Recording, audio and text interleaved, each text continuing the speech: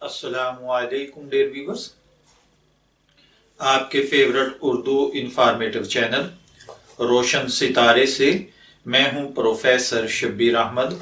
ہمارا آج کا ٹاپک ہے حضرت سعد بن وقاص رضی اللہ تعالی عنہ۔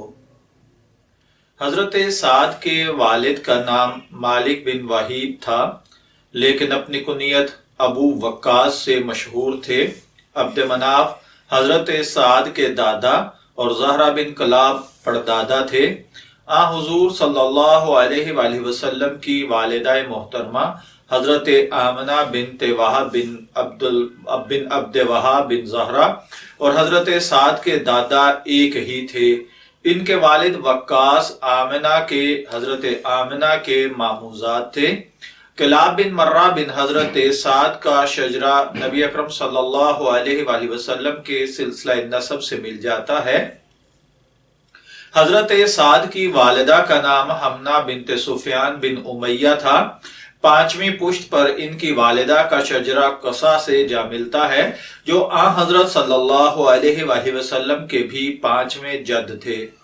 حضرت سعد کی کنیت ابو اسحاق اور نسبت ظاہری ہے۔ حضرت سعد 17 یا 19 سال کی عمر میں حضرت ابو بکر صدیق رضی اللہ تعالی عنہ کی دعوت پر مسلمان ہوئے۔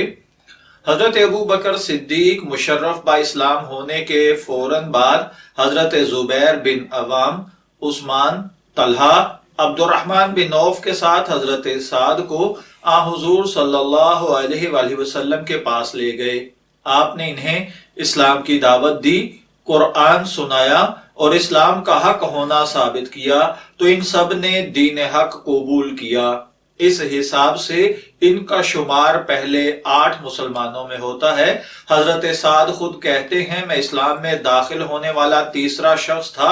پہلے 2 حضرت خدیجہ اور ابو بکر تھے۔ 7 دن گزر گئے اور میری یہی پوزیشن کل مسلمانوں کا تہائی برقرار رہی۔ کسی نے مجھ سے پہلے اسلام قبول نہ کیا تھا۔ ایسے لوگ تھے جو اسی روز نعمت اسلام سے سرفراز ہوئے جس دن میں ایمان لایا تھا۔ ابن حجر کہتے ہیں، ہو سکتا ہے باقی مومنین اولین کا حال حضرت سعد سے مخفی رہا ہو، یا ان کی مراد ہو کہ ان سے پہلے محض 2 آزاد بالغ مرد مسلمان ہوئے تھے۔ دوسری روایت میں ہے کہ میں رسول اللہ کا ساتھ دینے والا 7واں مرد تھا۔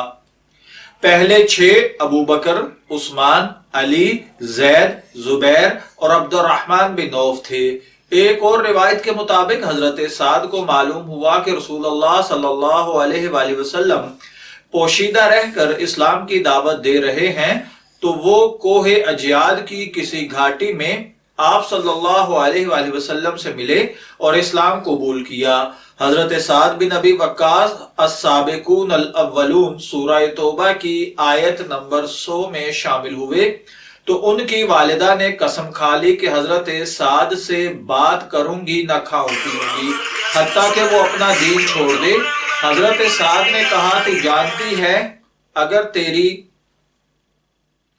سو جانے ہوتی اور میرے یعنی دوبارہ مشرک ہونے کی خواہش کرتے ہوئے ختم ہو جاتی تو بھی میں دین اسلام نہ چھوڑتا۔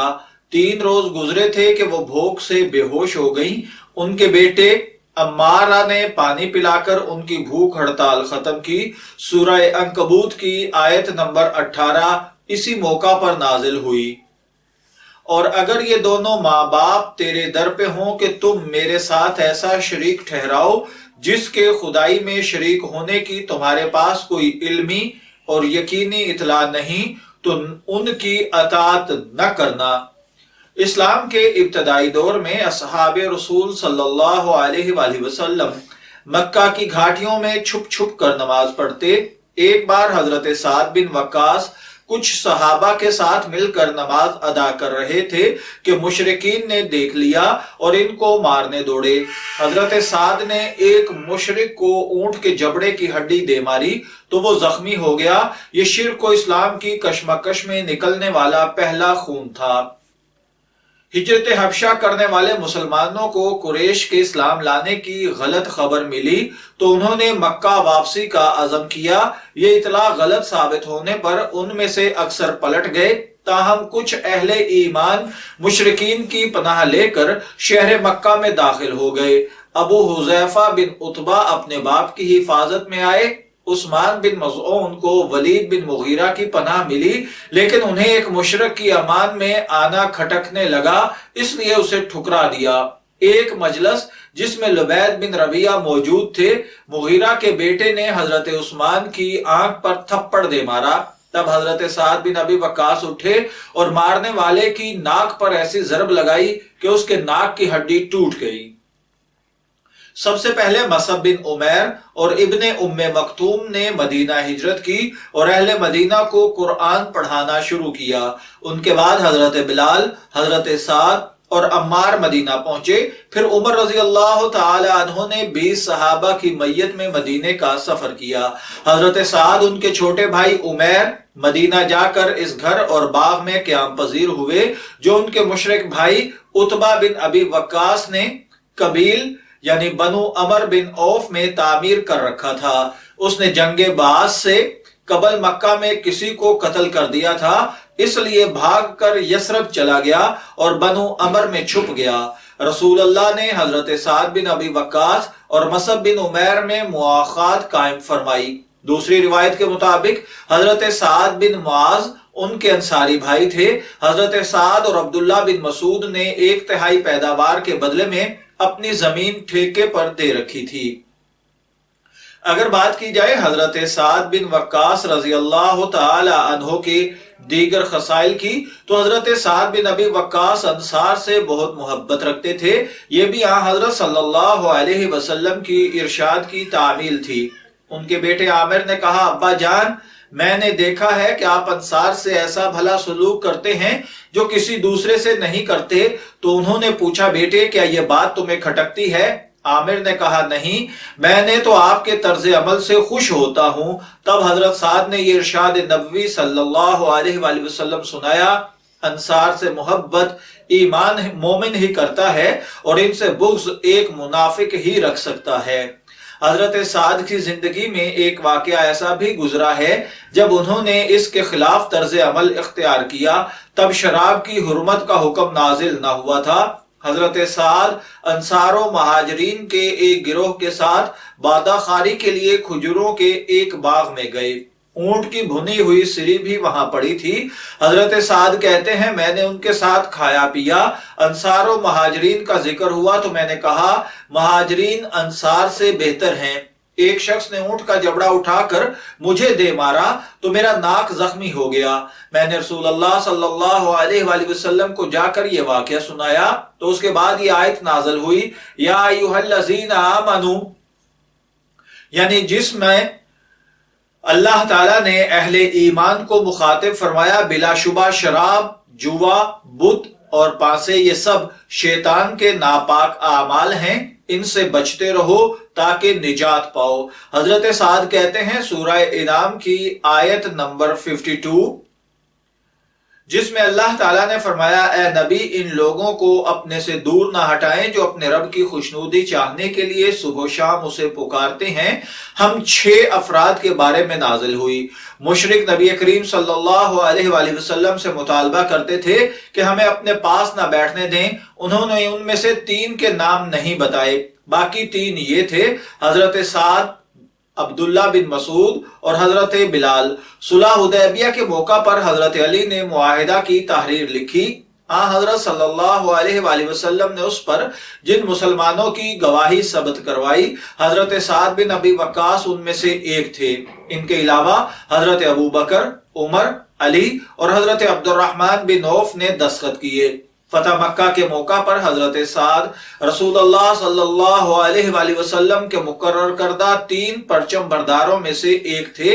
इनके पास मुहाजिरीन का अलम था। अबू सुफियान पर उनका गुजर हुआ तो यूं آج مشرکین کی حرمتیں پامال ہوگی۔ ابو سفیان نے نبی اکرم صلی اللہ علیہ وآلہ وسلم کو شکایت کی تو آپ صلی اللہ علیہ وآلہ وسلم نے پرچم ان سے لے کر زبیر بن عوام کو دے دیا۔ حضرت سعد کے بھائی عتبہ بن وقاص نے ان کو وصیت کر رکھی تھی کہ زما کی باندی کا بیٹا تم لے لینا کیونکہ وہ میری اولاد ہے۔ مکہ فتح ہوا تو حضرت سعد اس بچے کو پکڑ کر رسول اللہ صلی اللہ علیہ وآلہ وسلم کے پاس آئے۔ عبد بن زما بھی ساتھ تھا۔ حضرت سعد نے کہا یہ میرا بھتیجا ہے۔ عبد نے اصرار کیا یہ میرا بھائی ہے کیونکہ میرے باپ زما کے بستر پر پیدا ہوا۔ آپ نے بچے کو بغور دیکھا، وہ عتبہ سے گہری مشابہت رکھتا تھا، پھر بھی فرمایا عبد بن زما یہ تیرے پاس رہے گا کیونکہ اس نے تیرے باپ کے بستر پر جنم لیا ہے۔ آپ نے یہ اصول بھی ارشاد فرمایا بچہ اسی کا ہوگا جس کے بستر پر پیدا ہو اور زانی کو پتھر پڑیں گے۔